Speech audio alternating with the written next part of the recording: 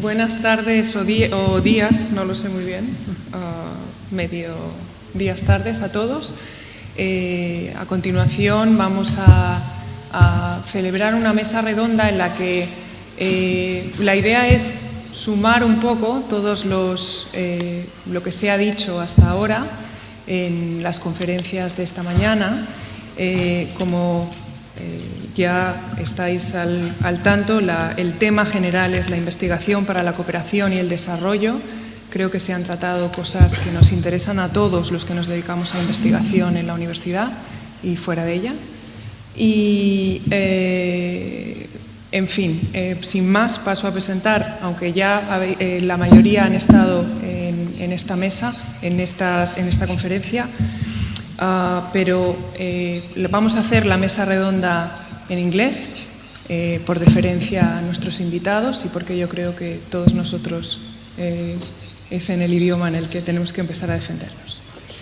To my right I have Richard Roberts, and as he has been very well introduced, he's a Nobel Prize in Physiology of Medicine in 1993 and Chief Scientific Officer at New England Biolabs in the USA.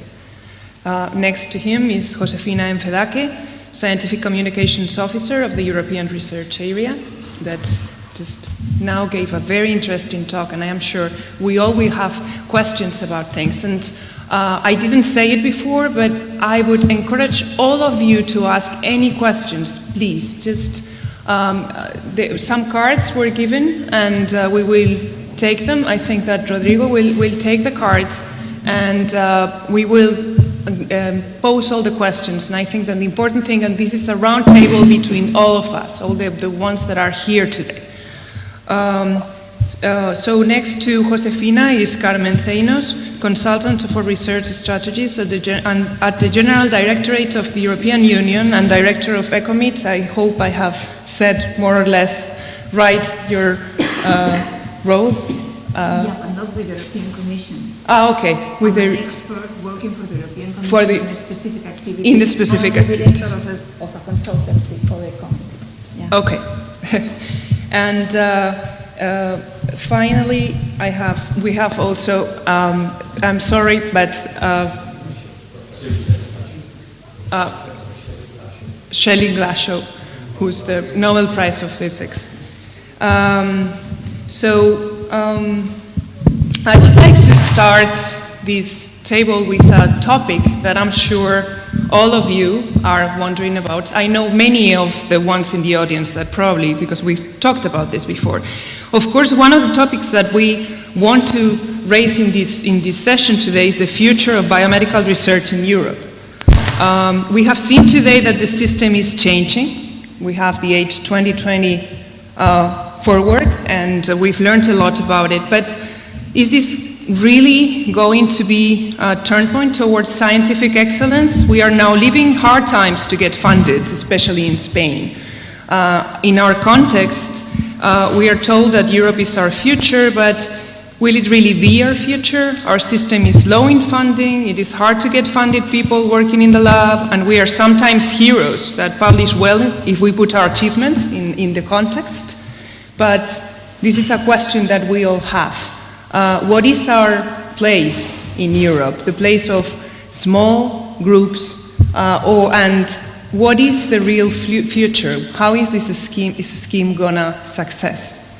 And maybe this was raised in many of the talks, but I would like to wrap up your thoughts about all this. I'm not sure if I understand the question. If you're talking about small groups, you mean isolated small research group? Well, yeah. What I mean is we work in very. You probably answered your question with the talk. There is still funding remaining in the countries, in the national budgets. How is that going to be? You said that there are conversations, that there. How is that going to cope with the European plan And what do we need to do as small institutions, small labs, to go forwards competitive research? Is there a place for us there? If you want to go to competitive European funds, you need to be excellent. You need to compete with many labs, so that's the competition part, or you need to be collaborative. So you need to team up with stronger groups that are working in your area and getting funds, for example, for exchange of researchers. So you get excellent people, talented people to go to a top place and come back to import the excellence, and then you will be in the round.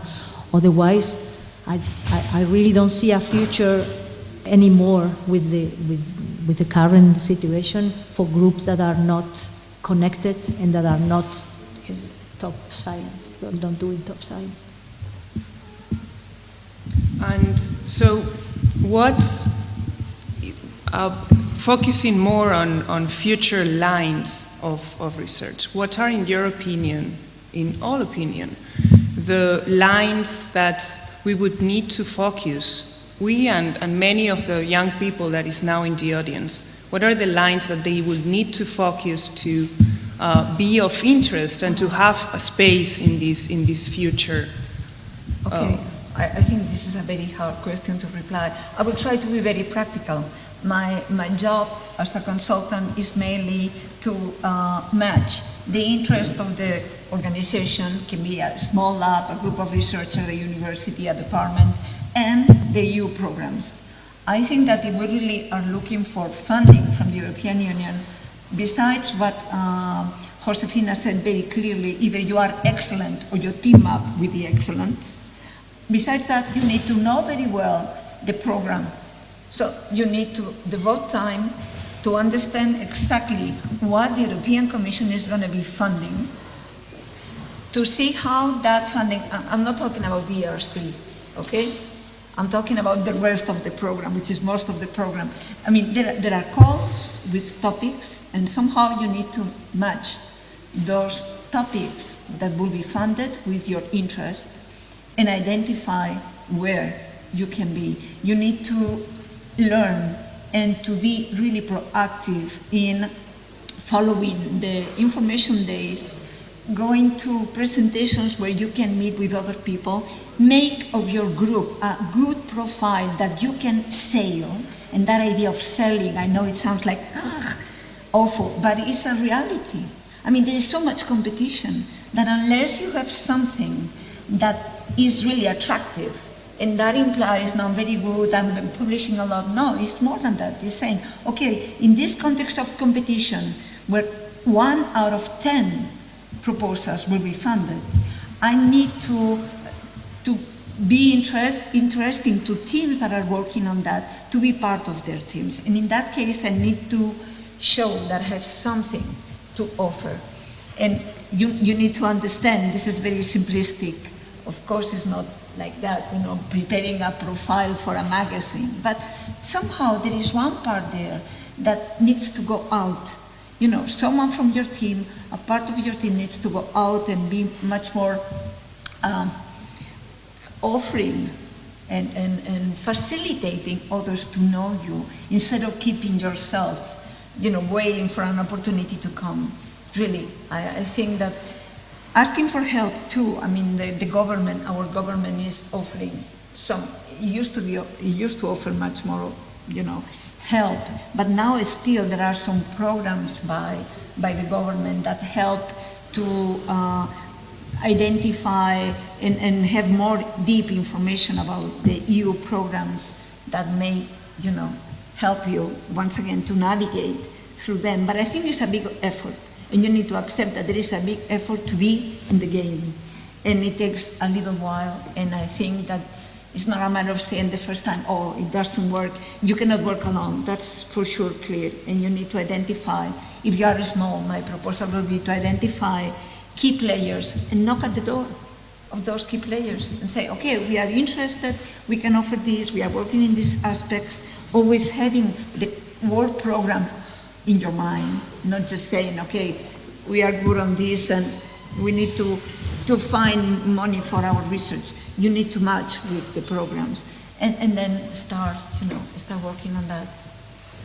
One may argue that these, and I would like you to comment on that this position of marking the lines of research goes against innovation, because as Dr. Roberts said, I think that there are several lines that we find while we search for knowledge. So who decides these lines, and I would like to have some discussion about this. Look, 96% of the money for research is in the member states. So you can already have good programs that are blue sky, and this is the basic function of the university. So study just for the sake of increasing our knowledge. That must be there. We are kind of mixing two things. We are talking about this top 6% money that we are giving, that we want to get a drive on innovation. And it's not only that, we also have the ERC, where it's also basic research. Of course, basic research is needed, because otherwise there wouldn't be innovation.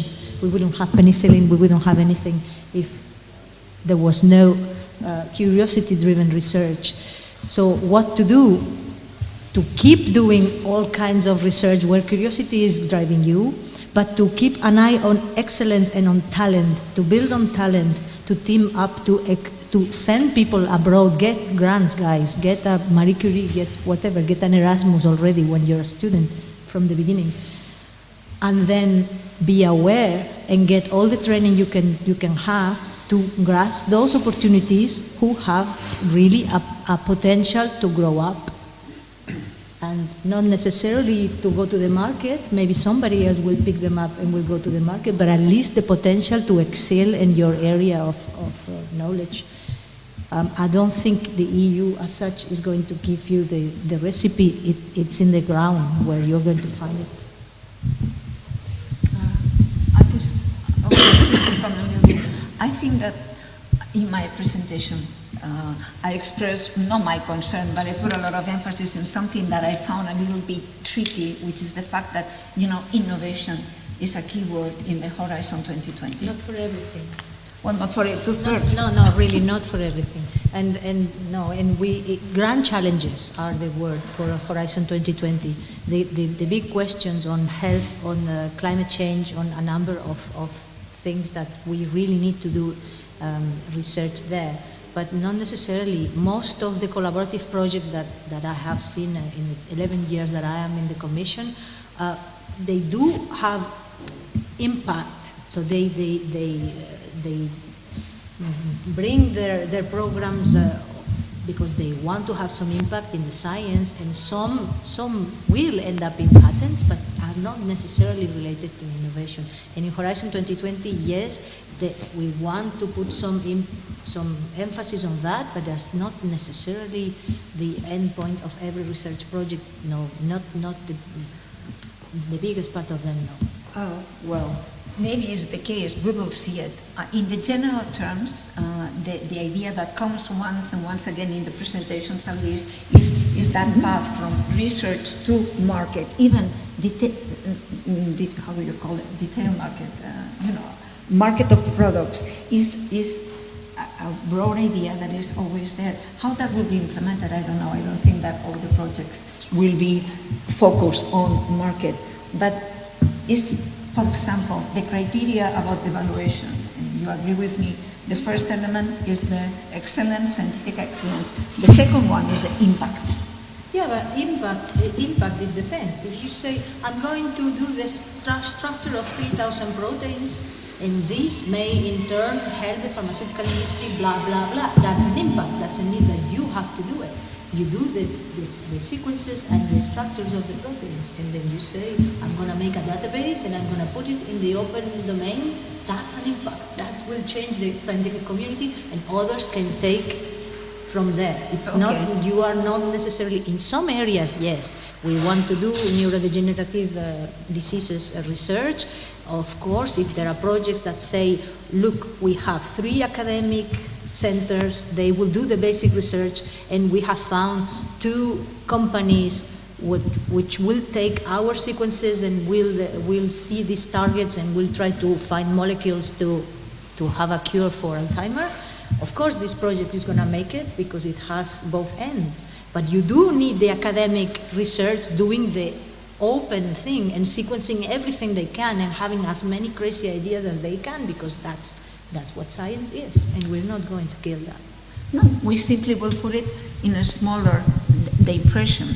We will put it in a smaller place, and most... No, really, no. In the same place. As I say, it is a project where academia has its place, and you can team up with somebody who's going to do something with these results. Then let's make that... Or not. Yeah. No, I agree with you. I simply express my concern. Just let's make sure that the evaluators, when they have to face a proposal and they have to evaluate the impact, they know what exactly they are evaluating. Because if they say, this group is very nice, but how can we evaluate the impact if they didn't bring anybody from the industry here, or they were not able to, to present it based on some numbers? You know what I mean? This is... Let me just squeeze in with one question from the audience that I think it's more or less related to this subject. It says, there is an apparent contradiction in the EU policy. They want a competitive system where excellence is funded, but give weight to department size, etc. Shouldn't be the only criteria be scientific excellence? Why not fund individual projects instead of networks? Could you just We do find also individual projects in the ERC, excellent ones.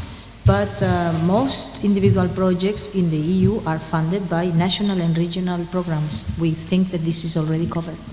Mm-hmm. Okay, so there is another question from the audience that raises another important, and I think now it is a controversial issue, not only in the European Union but all over the world, which is about the peer-reviewed systems. What is the role, what will be the role of impact factor? Does the EU gonna still use the impact factor? Or what can you comment on the Declaration of San Francisco, the DORA, the request to ignore the impact factor on funding and hiring decisions? Is there can you comment on that? What is going to be the position? Is it gonna be some kind of different approach, or? I don't have a crystal ball. I'm not working on those areas, but I would really love to hear the opinion of our two top Nobel Prizes on that. I would really like to hear the opinion I personally think that the current way of we do peer review is in crisis and needs to be renewed, but I would like to know their views on that. Could you please comment on your opinion on that? Well, the last few minutes listening to these things, I don't know what I'm doing at this table. Nothing sounds like scientific research. Bureaucratic babble has really nothing to do with the way science has progressed in my life experience. It's not true that all of science has to be organized in large packages and done by large groups. It is still true that individual researchers and small groups can make enormous strides. Think only of there's so many things, the discovery of high-temperature superconductors. Now, so far, they don't have any serious practical applications. They're just starting to have an impact.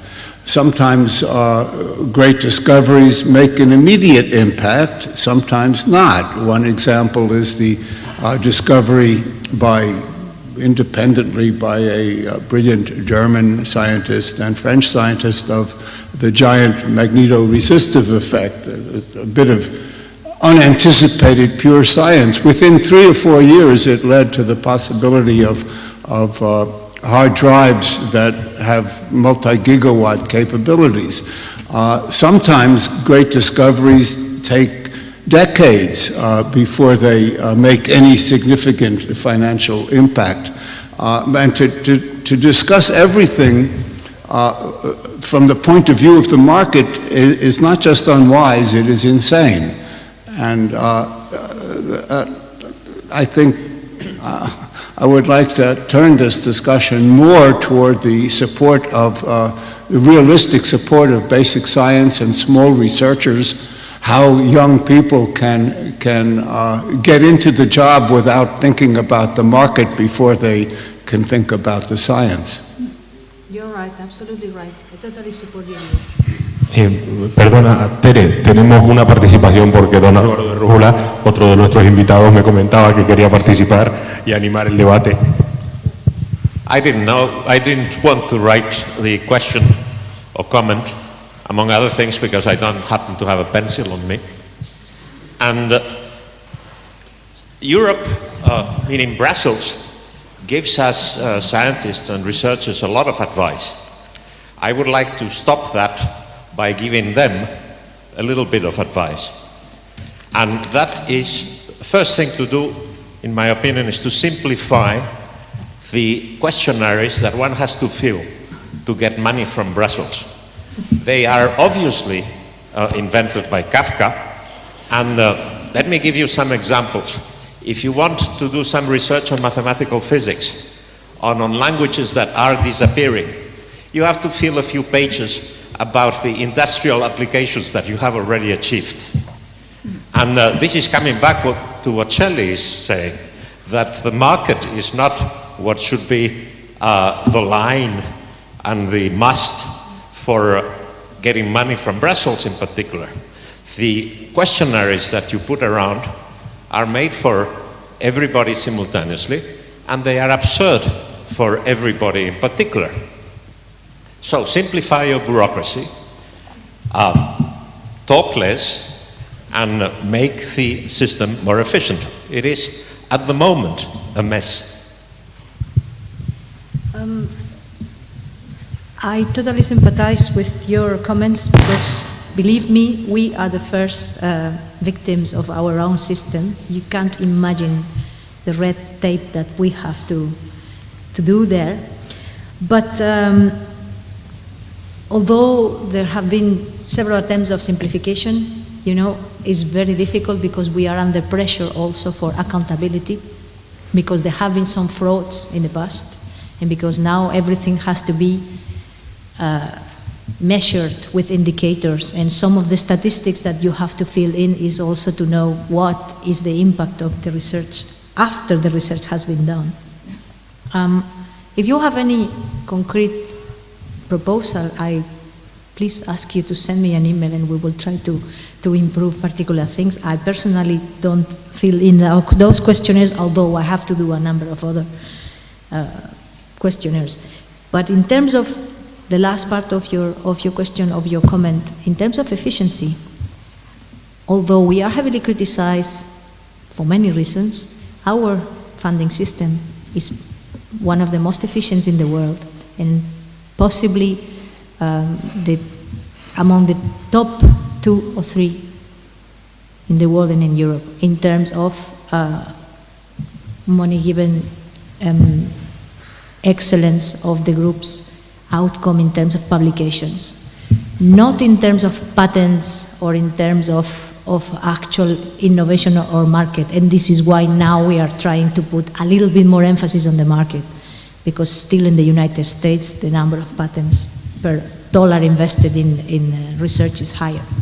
But I don't think it's an inefficient system. Why do you think is that? I'm sure this has been asked, and I would like you all, because we have here in the table people that can have a very insider view from the United States system. We have the European. Why do you think in the US the patents, the level of patents and these things that we are now required to be better in, why is their secret? What is their secret? Do we know? Can we apply it so we are better, so we get best funding for us? You come from the industry. Well, I come from industry, but I do basic research. but it's because we have a rather different corporate model than most places. But I mean, I would like to make a couple of comments. One is, when you try to measure the impact of research, it is very difficult. This focus on impact factors. Impact factor means nothing. You know, it tells you something about a journal in which you put your paper. It turns out Nature and Science, which have the highest impact factors, also have the maximum number of retractions.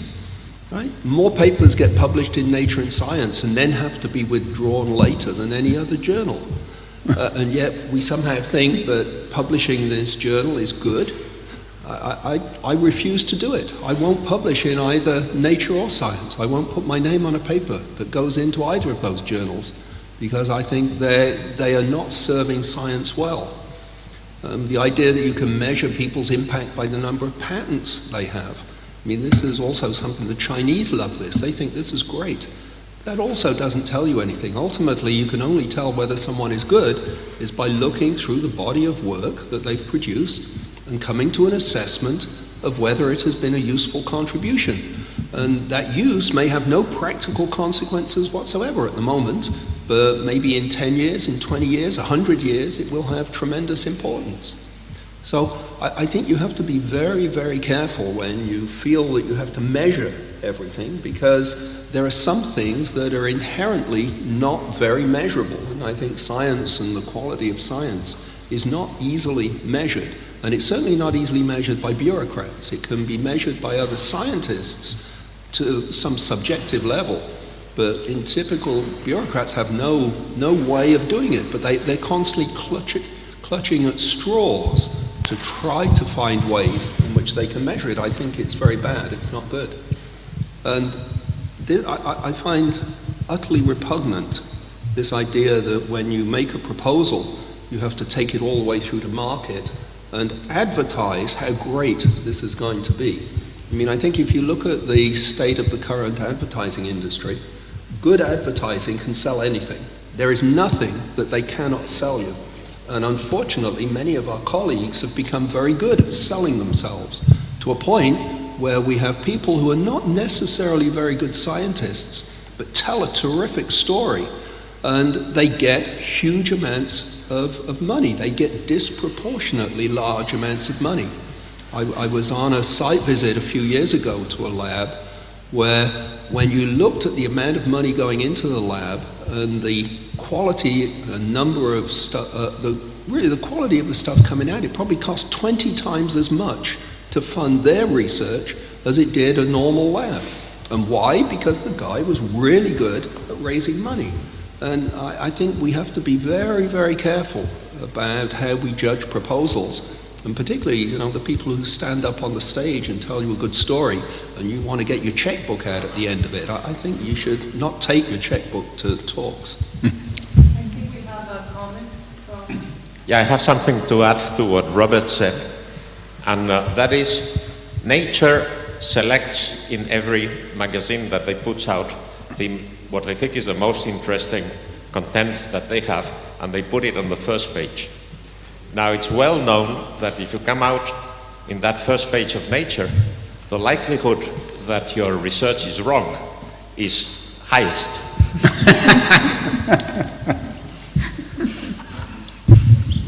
That's a great idea.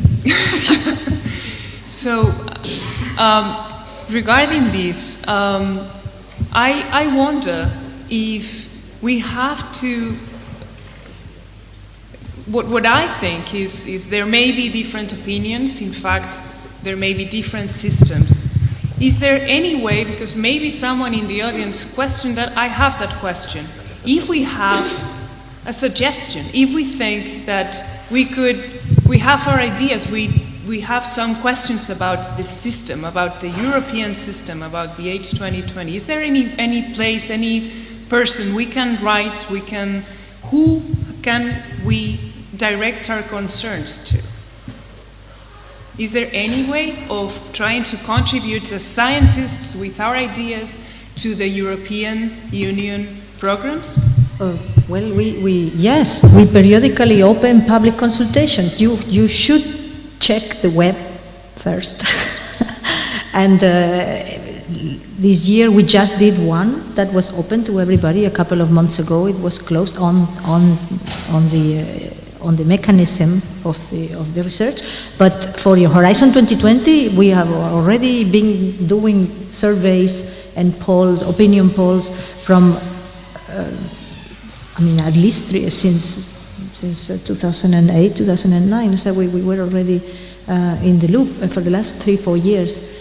So yes, there is a place you can do. You can go to the Europa website and to look at your area, and there is always an email address where you can ask questions. And I would ask you to participate in the surveys, periodical surveys that ask opinion. There are 2 ways of participating: on a personal basis, so you're saying I'm a researcher or whatever, the different kind of profiles, or on an institutional basis. So yes, so probably the Universidad de La Laguna participated in the ERA one. There was one last year and another one this year. Yes. I think that Dr. Yeah, I'm a little bit confused by the repetition of the concept of a European system in science. In my field, which is theoretical physics, there are many practitioners throughout Europe and Asia and Japan and China and America. We never have the feeling that there is a European science. We're all in the game together. And it gets very confusing when we start moving toward the market and then worry about whether European companies can use something or American companies, but that really is not a concern of the scientist. If it becomes a concern of the scientist, it would be the end of basic science. Absolutely right. Science is global. I'm more talking about the way science is done in terms of contracts or money or how the European countries organize themselves. But of course, it is global. It needs to keep being global. At this point, is there any comment? Does anyone from the audience? Okay, Felix would like to.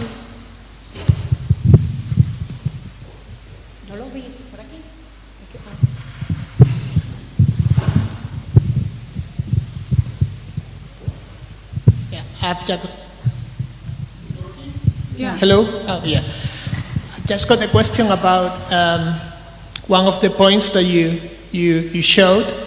The publication, the way that you publish your results, that is going to change. You are encouraging us to use open access instead of like all type journals. My concern about it is like, as you know, most open access journal charge you a lot as well. So it's true that anyone can access your results, but you have to pay a lot of money for it. And also, it looks like there are some open access journals that are making money from you by publishing your results even without a proper peer-reviewed process or like something obscure.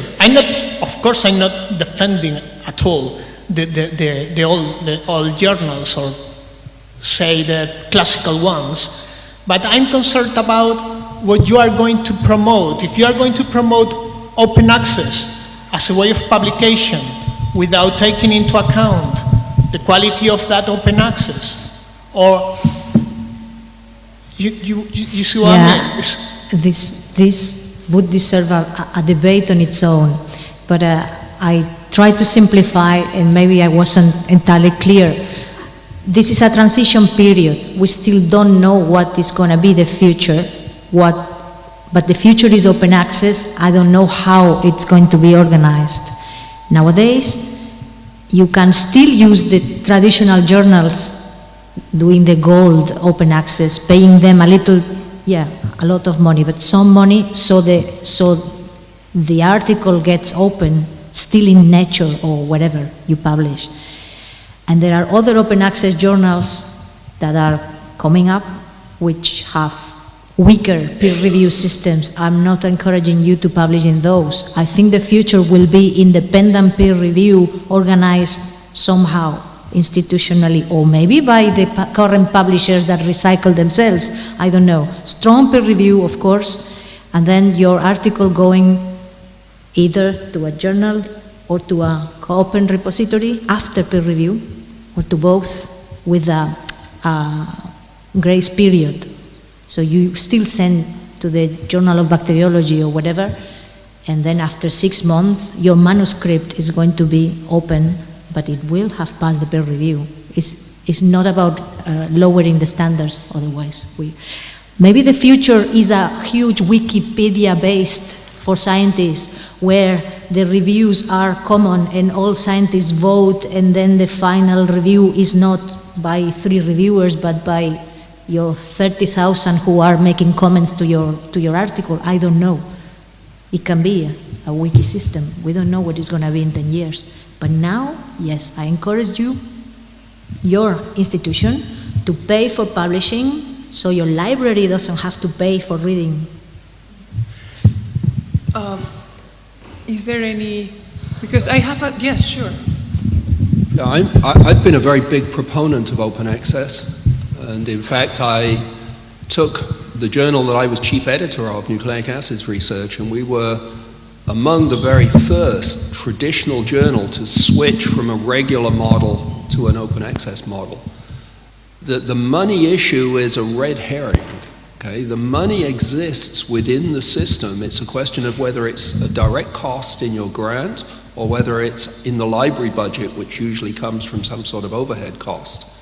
The problem is that the publishers, and I would name one in particular, Elsevier, are determined to do everything they possibly can to stop open access because they don't care about science. They care about making money.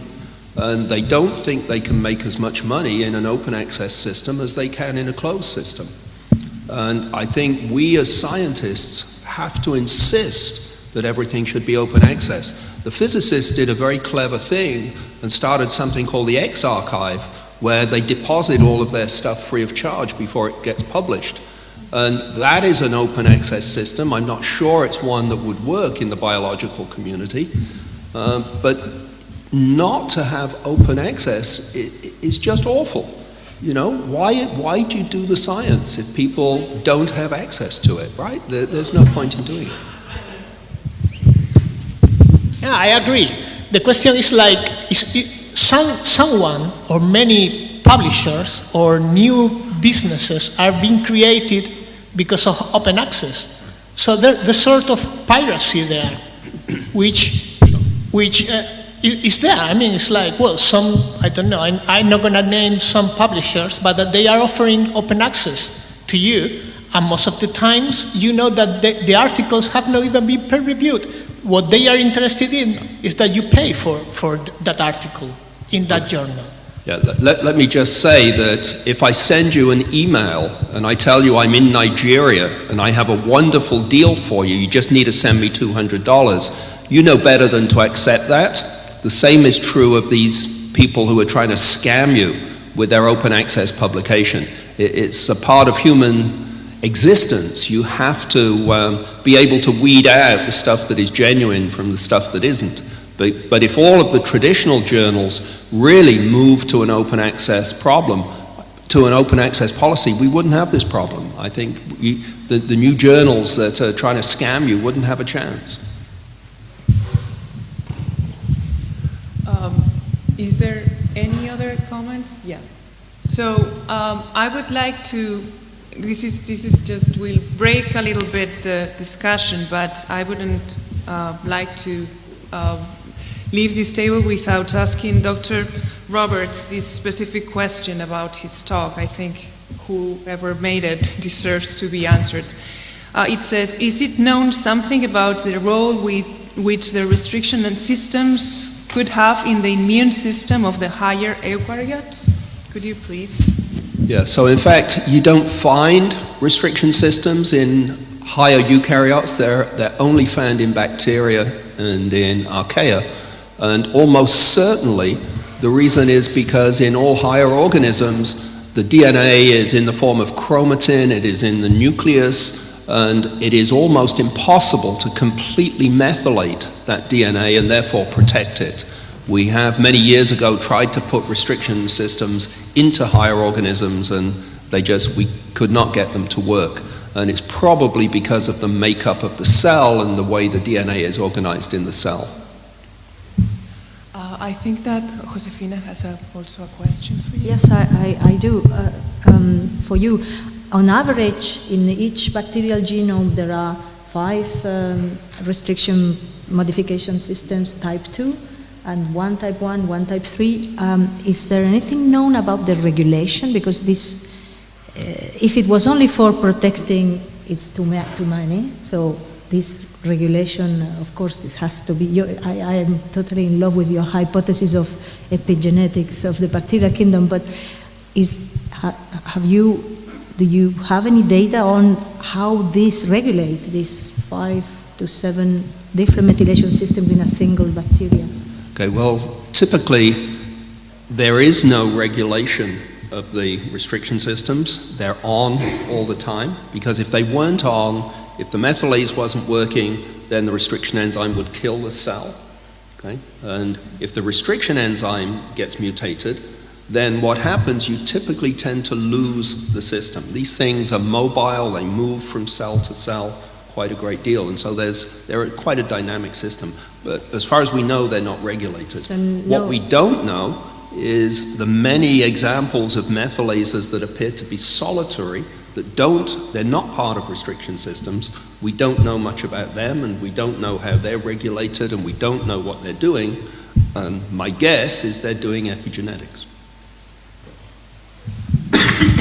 Thank you very much, Dr. Roberts. And I would like to, there is another question. Felix?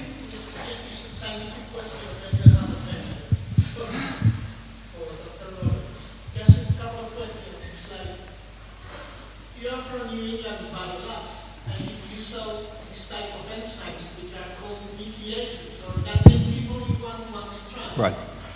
Are they real, or is it something that you have made? Sorry. In your company, like modifying existing enzymes, or are they real? And if they are real, what do you think that they do? Okay, so the question relates to enzymes that nick and cut just one strand of the DNA instead of 2. We know that some restriction systems, some genuine restriction systems, the restriction enzyme is actually 2 independent proteins. One cuts one strand and one cuts the other. So in those cases, they serve as part of restriction systems. In other cases, though, we have solitary nicking enzymes, and we don't know what they do. We really do not know what their function is in the cell. It may be that they're there to promote recombination, because a common way to promote recombination is to cut one strand, allow an exonuclease to remove some of the strand, then you've got a single strand which can be very recombinogenic. But on the whole, we don't know what they do. And the second question was related to your single-stranded specific methylase, which is quite interesting, in my opinion. Do you think, because it's like, you could think that it could provide a way of determining like different epigenetic for the progeny, if replication takes place once they have been methylated, because it's going to give you like hemimethylated DNA for one daughter bacteria and non-methylated for the other one. What do you think? I don't know if that's the case. What do you think is the role of that single-stranded methylase? And what determines the polarity? How can it recognize that single-stranded DNA and it's not making, you know what I mean? It's like not making like, not methylating the 2 strands. Yeah, so I think there are 2 things that we know. One is that only one strand is methylated, and the other is that it doesn't give complete methylation. The methylation is rather partial, it doesn't do a lot of it. And the only way that I can rationalize why it does one strand and not the other is that if it were part of the replication machinery, such that it was doing the leading strand during DNA replication, and then you can imagine that it just sits with the replication machinery and goes around while the leading strand is done. It's only on a plasmid, so it's just involved, we think, in plasmid replication. We've not been able to detect any comparable effects in the chromosome, and we have looked, but we've not seen anything so far. So my guess is it is not doing epigenetic things, but who knows? We really don't know. At this point, we've only just discovered it. We're only just beginning to probe its properties. But I do think it's fascinating. Well, okay, just one last question. I'm sorry. Okay, so I have a question for you, Robert. I was wondering if you know about some restriction modification system over RNA instead DNA. Is that possible, or do you know something about that? Well, in a way you could imagine it was possible. The CRISPR systems, I don't know if you know about those, but I could talk to you separately about those. So there are some systems called CRISPR, which in principle could certainly have an effect on RNA because they mediate their effects through RNA. But they're not really part of restriction modification systems. For it to be a restriction modification system, you have to have a way of protecting as well as a way of cutting, and the CRISPR systems don't have those. At this point, I would like to invite you to this. Dr. Roberts is going to be this afternoon in la Facultad de Medicina, en el aula de enfermería. Some students are going to present their work, and I'm sure there will be time for more questions, discussions, and so I encourage you to attend this session if you have more scientific questions. And at this time, I would like to kind of wrap up a little bit. It is more or less lunchtime, and we've been here, especially our speakers, for a long time. And I would like to finish this. I'm glad it has finished talking about science. This is absolutely great. And I would like to just finish with all of you. Maybe, I know this may sound topic, but I would like to send a thought overall to, I know there is not many audience, but there are many young people, and we are being watched on the internet. So I would like you to send some thoughts about, in these times, about our future directions. Just let us know, to the youngsters, to the people that is our young group leaders, to the young students, what should they do? What should we just encourage us to continue doing science? So from all your perspectives, could you just give a little sentence and say what do we need to do? Just be competitive, whatever. Just go for it. Shelley, do you want to start? It's very hard for me to say anything to these young researchers because I haven't seen them yet. I mean, maybe they're out there, but I cannot see them. They will read what you say. They will hear what I say. And there are some here. There are some here. We are here. I think I've said it already, and I'll say it again, that, well, let me put it this way. My father was a plumber, and he had 3 children, and he didn't want them to be plumbers. He didn't want them to come home at night and have to take a bath before he could have dinner with us. He wanted his children to have professions which they enjoy. And indeed, of my 2, one became a doctor and had an enjoyable career as a doctor. Another was a successful dentist.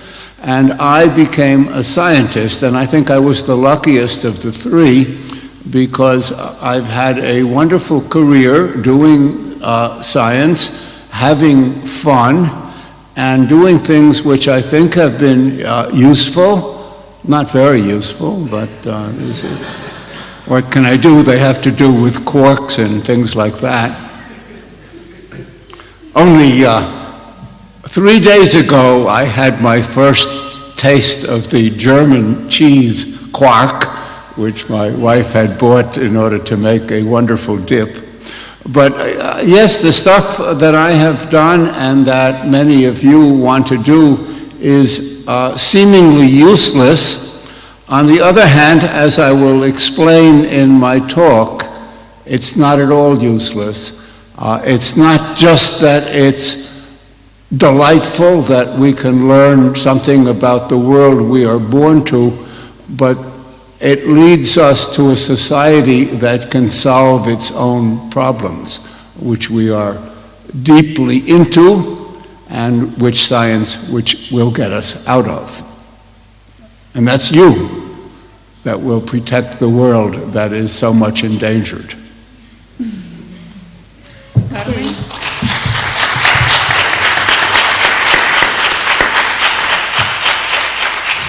If I could say something, I will really, really encourage you to go through your programs. Don't give up because you think I won't get it, too much competence, too much concurrency.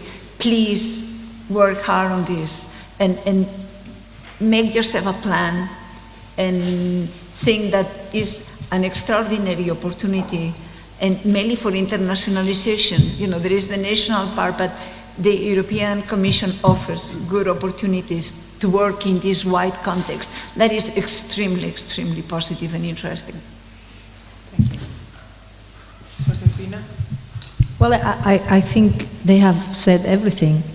Have fun, do something that you enjoy, be passionate about your science, try to learn as much as possible, go international, get a grant, go somewhere, go to a lab to learn something else, and then come back and tell your teacher what you've learned, and then you will change the dynamics of your department. It happens. And keep doing it. And we know we are not here to make money. We are here to be excited and passionate about what we do. Maybe one day you can even make money by teaming with the right incubator of spin-off, and the University of La Laguna organizes a big technology transfer. Who knows? The limit is your imagination. Thank you.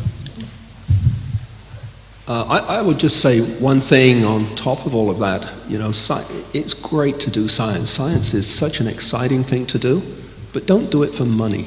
Don't do anything just for money.